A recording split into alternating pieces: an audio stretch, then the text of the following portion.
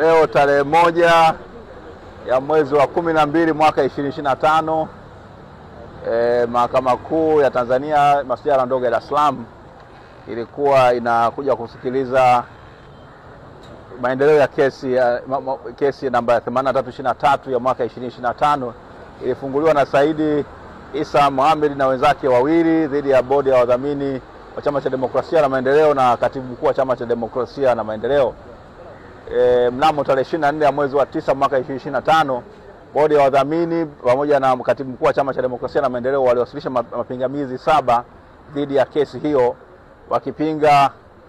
wakilenga kabisa katika kwamba madai ambayo yamelekwa katika madai ya kina Saidi Isa na wenzake yanagusa ukatiba. Kuna masuala ya ubaguzi, kuna masuala ya kutaka kuvunja muungano, kuna masuala ya kukiuka haki za au zile nafuu au afaa za kikatiba ambazo Zanzibar inapata katika Jamhuri ya Muungano ya Tanzania.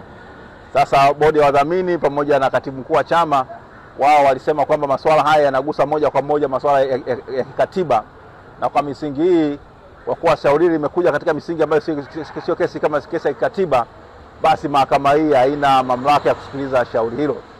Sasa tulianza mahakama baadaye mwezi uliopita ilikuwa imeamua kwamba kesi hii isikilizwe kwa njia ya maandishi. Upande wa wadhamini na katibu mkuu waliwasilisha maelezo yao kwa maandishi. Sasa upande wa pili utakiwa uweze kutuletea majibu yao haraka, lakini hawakufanya hivyo.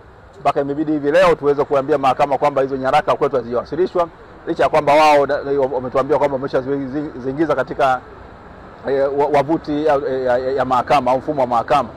Sasa mahakama imetupatia siku 2 za kuweza kuwajibu, na baada ya hapo imesema kwamba imebanwa sana na kesi nyingi, itaamua shauri hili tarehe 17 mwezi wa 2 mwaka 2026.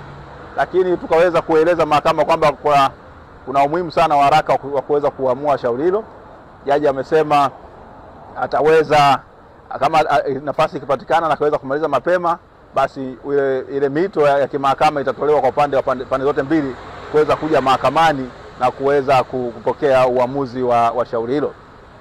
Baada ya hapo kulikuwa na shauri dogo ambalo limeletwa na mwenyekiti wa Chama cha Demokrasia na Maendeleo katika nafsi yake ndugu Tundu Antipas Mugwai Lissu, akiomba kujiunga na katika kesi hiyo, lakini kwa bahati mbaya hakuweza kuja kwa sababu kwamba ilionekana kwamba alikuwa anawakilishwa na wakili, tofauti kabisa na maelezo ambayo mwenyekiti zimesikia anataka kujiwakilisha yeye mwenyewe. Kwa hiyo basi na kesi hiyo imepangwa kwamba itakuja tarehe 17 mwezi wa 2 mwaka 2026, na vile vile pande zote mbili zimepewa nafasi ya kwamba tuweze kujibu kile kiapo cha mwenyekiti Lissu, na baada ya hapo tumepewa siku 6 kuweza kuwasilisha majibu yetu hayo mpaka tarehe 8 ya mwezi wa 12 tuwasilishe viapo vyetu viapo pinzani au kinzani, na mwisho wa siku mahakama tarehe 17 mwezi wa 2 mwaka 2026 kama itakuwa haijakubaliana na pingamizi zetu, nikasema kama kesi ya msingi iendelee, basi itaingia katika hatua ya pili ya kusikiliza maombi ya mwenyekiti wa chama Tundu Lissu kuweza kujiunga na kesi hiyo katika nafsi yake au kama mwanachama wa Chama cha Demokrasia na Maendeleo. Asante.